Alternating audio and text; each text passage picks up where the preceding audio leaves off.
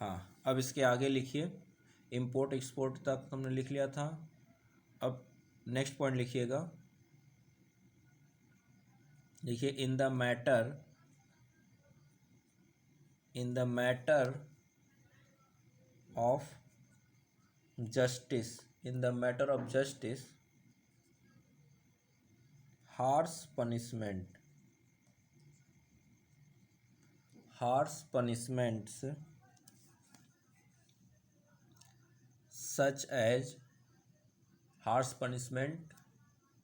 such as क्या, mutilation and throwing to elephants were followed. MUTILATION।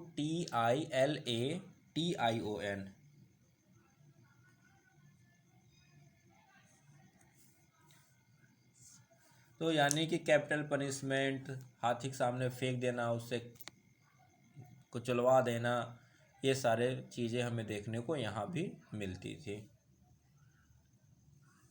ठीक है, throwing to elephants were followed. ठीक, next point लिखिए,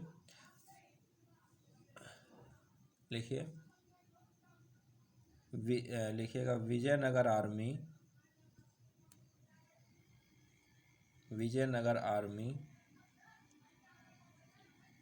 was well organized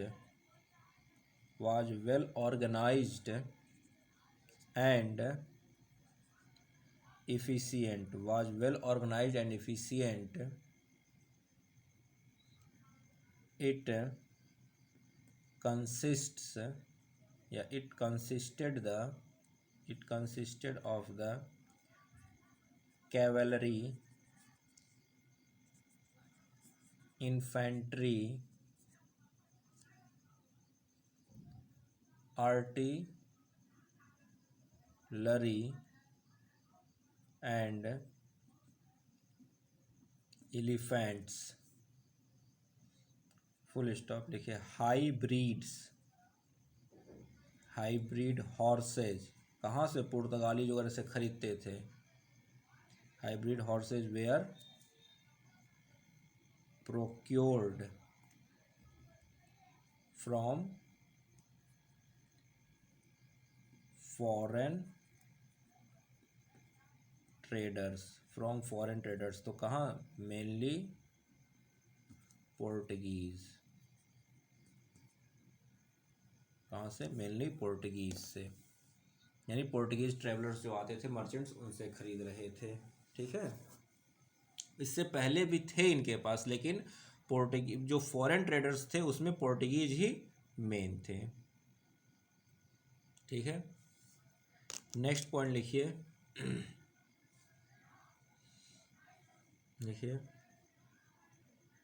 the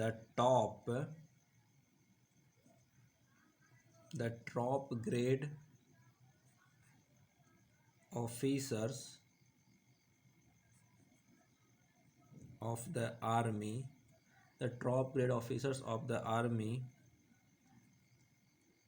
were known as nayaks or polgars।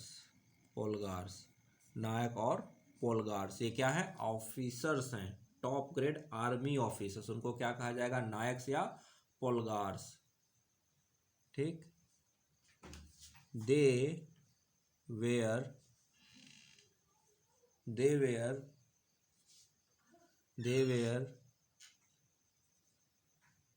granted land in lieu of their services. यानी इन लोग को क्या मिलता था? लैंड मिल जाता था, यानी कि इनको सैलरी नहीं मिल रही है। हाई ऑफिसर्स को सैलरी नहीं मिल रही है, सैलरी के बदले क्या मिल रहा है? लैंड मिल रहा है ग्रांट पर। ठीक है, क्या मिल रहा है? लैंड मिल रहा है ग्रांट पर। समझ में आ रही बात? नेक्स्ट में लिखिएगा, तो ये जो लैंड मिल रहा है ना, लैंड इन ल्यू, तो इस लैंड को क्या कहा जा रहा है? तो लिखिएगा these lands were called Amaram, AMARAM, Amaram. तो जो लैंड ल्यू पे दिया जा रहा है, ग्रांट के रूप में दिया जा रहा है अपने ऑफिशियल्स को, उस लैंड को क्या कहा जाएगा? अमरम।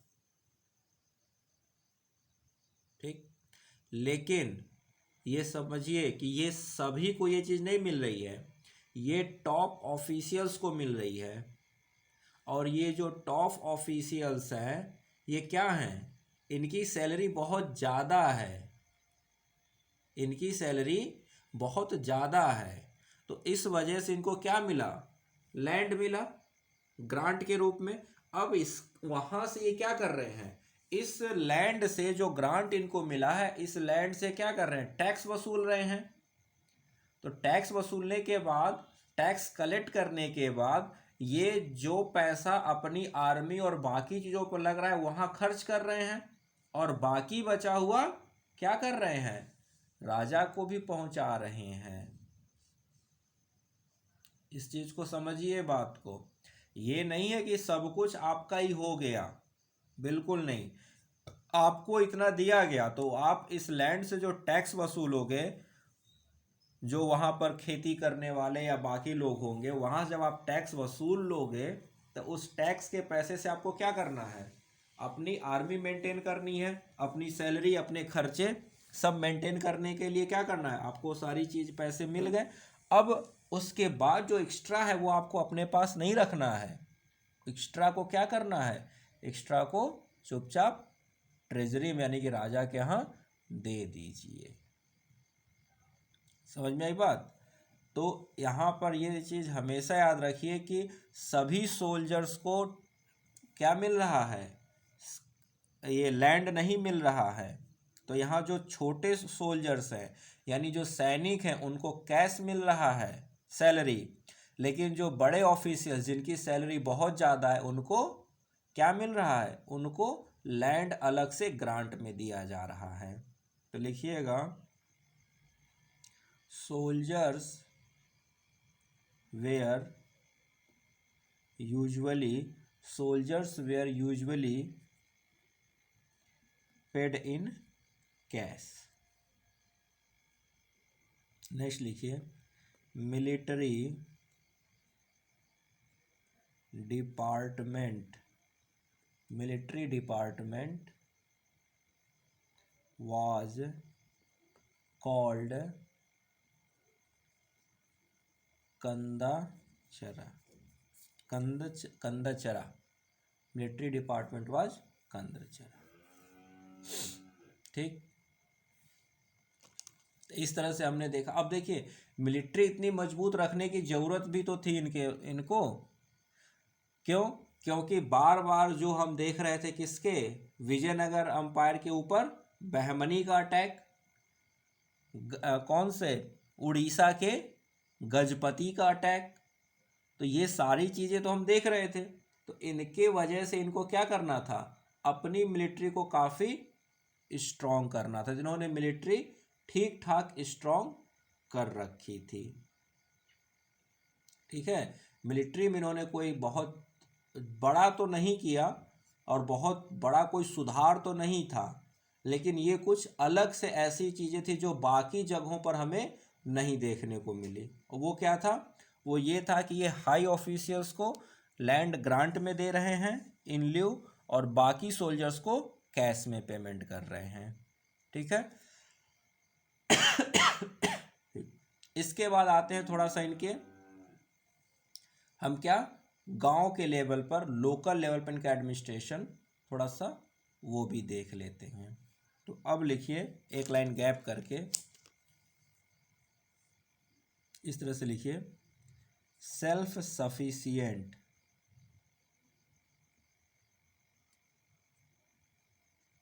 विलेजेज। Self sufficient villages. देखिए ये सब पॉइंट जो है ना, ये आप अगर कभी आपसे एसए में आ गया पंचायती राज सिस्टम या सेल्फ सफिशिएंट विलेज के कॉन्सेप्ट पे आपको एसए लिखने को, तो वहाँ आपके पास क्या होते हैं 1200 वर्ड्स, 1500 वर्ड्स में आपको एसए लिखना होता है। तो वहाँ आप इन सब चीज़ों को एग्जाम्पल दे सकते हो कि जो सेल्फ सफिशिएंट विलेज का कंसेप्ट है उसके मॉडर्न इंडिया में देखा जाए तो वो गांधी जी की सोच है। गांधी जी के से हमने maximum time self sufficient village के बारे में सुना, लेकिन इसका मतलब नहीं कि ये अचानक से आया हुआ कंसेप्ट है। ये कंसेप्ट हमारे एंशियंट टाइम, मेडुअल टाइम, हर टाइम में रहा है। चाहे वो मौर्यन काल हो, चाहे वो चोला किंगडम हो, चाहे वो विजयनगर अंपायर हो, हर जगह हमने क्या पाया है, सेल्फ सफिशिएंट विलेज हमें देखने को मिले हैं। तो ये सब पॉइंट्स आप क्या कर सकते हो, जब आपको सेल्फ सफिशिएंट विलेज, पंचायती राज सिस्टम पर जब एस्से वगैरह आते हैं तो वहाँ आप इन पॉइंट्स को यूज कर सकते हो कि हमने कहाँ पर विजयनगर अंपायर में भी सेल्फ सफिशिएंट विलेज देखा था, वहाँ की विलेज असेंबली, पंचायत हुआ करती थी। ये सारी बातें आप वहाँ भी लिखोगे। आप चोला अंपायर के नायडू के बारे में लिख सकते हो कि वहाँ वलनाडु वगैरह सिस्टम, सभा सिस्टम, ये सारी चीज़ें थी। तो ये मत समझिए कि आपको ये चीज़ें जो यहाँ पढ़ाई गई हैं ये सिर्फ यहीं हिस्ट्री में काम आएंगी, नहीं, ये आपको बहुत सी जगह पर काम आएंगी। ठीक है, खास करके अगर आपको जैसे अब पंचायती राज सिस्टम पे अगर आपको मेंस में क्वेश्चन आए तो 120 150 वर्ड्स में, तो वहाँ तो आपको जो मॉडर्न सिस्टम है आप उसी को 90 का 95% उसको लिखिए। थोड़ा सा आप जिक्र कर दीजिए कि हाँ हमने एंशियंट और मेडुअल इंडिया में, मौर्यन पीरियड में और विजयनगर अंपायर और चोला अंपायर के टाइम में हमने देखा था कि सेल्फ सफिशिएंट विलेज के कंसेप्ट हमने देख रखे हैं। ये क्या हो गया, ये आपने मॉडर्न को थोड़ा सा एंशियंट और मिडुअल से पीछे की चीज़ों से जोड़ दिया। तो उसमें एक्सप्लेन बहुत ज़्यादा नहीं करना, लेकिन जब आप कहाँ की बात करोगे, एस्से लिखने की बात करोगे, तो वहाँ थोड़ा सा एक पैराग्राफ आप इस पर 40-50 वर्ड्स का डाल दोगे तो आपका कोई नुकसान नहीं होगा और आपके वर्ड्स भी पूरे होंगे। समझ में आ रही बात।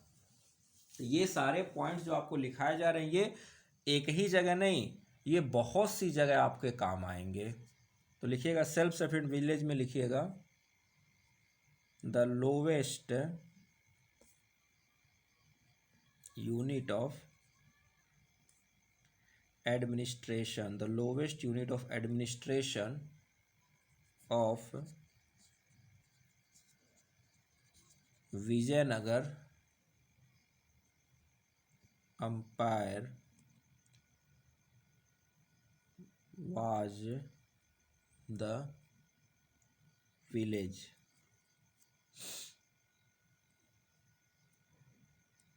और ब्रैकेट में लिख लीजिएगा सेल्फ सफिशिएंट विलेज, यानी ये अपनी ज़रूरत की चीज़ें प्रोड्यूस भी कर रहे हैं, अपना एडमिनिस्ट्रेशन भी खुद चला रहे हैं लोकल लेवल का, अपनी जुडिशरी भी इनके पास है, अपना एग्जीक्यूटिव भी इनके पास है। तो लोकल लेवल पे ये छोटे लेवल पे सफिशिएंट है। ठीक है, नेक्स्ट पॉइंट लिखिएगा द विलेज असेंबली। जैसे आज के टाइम में क्या है, ग्राम पंचायत है, विलेज पंचायत जिसको ग्राम सभा कहते हैं, तो वहाँ पर भी क्या थी, विलेज असेंबली। तो लिखिए village assembly, village assembly carried on the administration, carried on the administration of the village, full stop। लिखिएगा विलेज असेंबली और पंचायत, विलेज असेंबली और panchayat which adjudicated the cases of village people. तो जो गांव के लोग हैं और उनके अपने छोटे छोटे जो मैटर्स हैं वो कहाँ पर सॉल्व हो रहे हैं, वो विलेज पंचायत में ही सॉल्व हो रहे हैं। जैसे आज के डेट में क्या है, पंच बैठते हैं, असेंबली ग्राम सभा बैठती है और वो डिसीजन लेती है एक सबकी सहमति या मेजोरिटी से। उसी तरह से वहाँ पर भी छोटे मोटे जो अपने प्रॉब्लम्स है वो लोग लोकल लेवल पे, अपने विलेज लेवल पे सॉल्व कर रहे हैं। तो हमने लिखा था क्या, विलेज पंचायत तक जो विलेज के लोग हैं अपना प्रॉब्लम खुद एडजुडिकेट कर लेते हैं। नेक्स्ट पॉइंट लिखिएगा, there was a village officer in charge of forced labour. He was paid by grants of land or portion of agricultural produce। अब ये यहाँ पर क्या है, यहाँ पर ट्रू एंड फॉल्स या असर्शन में क्या बनेगा, क्वेश्चन बनेगा कि क्या विजयनगर अंपायर में फोर्स लेबर था कि नहीं था, या इसको किसी और ढंग से पूछ लेगा। तो यहाँ जब आपके पास लिखा जा रहा है कि एक ऑफिसर इंचार्ज हुआ करता था फोर्स्ड लेबर के लिए, तो इसका मतलब है कि विजयनगर अंपायर में फोर्स्ड लेबर बधुआ मजदूरी थी। ठीक है, नेक्स्ट पॉइंट लिखिए, there was also a special officer, there was a special officer क्या, थ्रू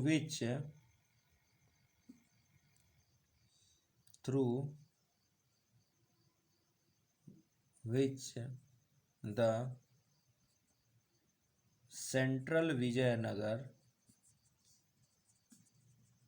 विजयनगर गवर्नमेंट या administration maintained contact with the village। तो ऐसा नहीं कि विलेज सेल्फ सफिशिएंट करके छोड़ दिया, नहीं, वहाँ क्या हो रहा है, कैसे हो रहा है, वो भी बातें वहाँ पहुँचनी चाहिए।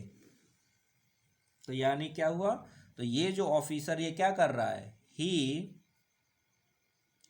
practically supervised the administration of the village। इसको कुछ हद तक आप किससे, आज के डीएम पोस्ट से जोड़ सकते हो कि डीएम को अपॉइंट करती है सेंट्रल गवर्नमेंट, लेकिन भेज देती है राज्य सरकार के अंडर काम करने के लिए। ठीक है, लेकिन सेंट्रल गवर्नमेंट जब भी कोई स्कीम लाती है, कुछ लाती है, तो क्या करती है, डीएम को बुलाती है, वहाँ से उसके थ्रू ही उस प्रोजेक्ट को या उस स्कीम को राज्यों में और बाकी जगहों पर क्या करती है, इम्प्लीमेंट करवाती है। समझ में आई बात। नेक्स्ट लिखिएगा, दी आयगर system was an important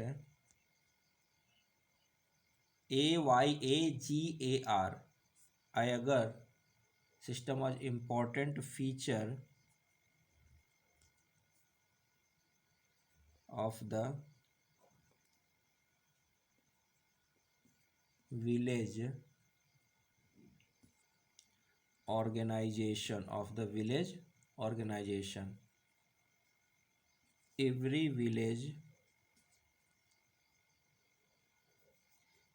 village affair was conducted by a body of 12 functionaries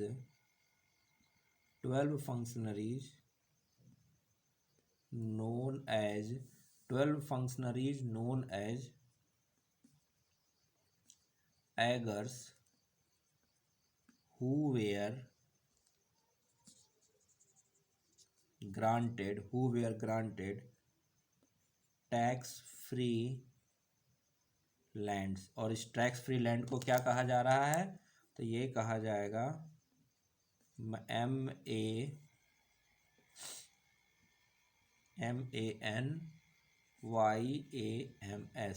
मैनमास।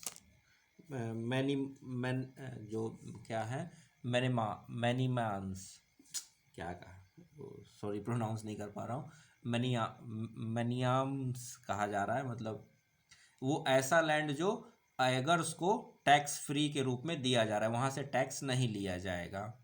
ठीक है, तो अब आपको याद रखना होगा कि देखिए जो हाई ऑफिशियल्स थे आर्मी के, उनको भी टैक्स लैंड दिया जा रहा है ग्रांट पे, उस लैंड को अलग नाम से संबोधित किया जा रहा है। क्या? AMARAM, अमरम कहा था। यहाँ पर एगर्स को लैंड जो दिया गया, इसको किस नाम से संबोधित किया जा रहा है? मैनमांस। तो ये याद रखना है कि दो तरह के लैंड हमने देख रखे हैं। तो चार तरह के लैंड तो उन्होंने ऐसे डिवाइड कर रखे जहाँ से वो रेवेन्यू लेते थे, wetland, dry land, orchards, woods. उसके बाद भी एक लैंड का हिस्सा जो अपने आर्मी ऑफिसर्स को दिया गया, हाई ऑफिसर्स को, उसको अमरम कहा गया। और एक लैंड जो अपने एगर्स को दिया गया, जो विलेज एडमिनिस्ट्रेशन के 12 फंक्शनरीज हैं, उस लैंड को क्या कहा गया? मैमन्स। इस तरह से लैंड का भी कैटेगराइजेशन याद रखना होगा। ठीक है, ये ट्रू एंड फॉल्स या सर्जन में इस तरह के क्वेश्चन पूछे जाए।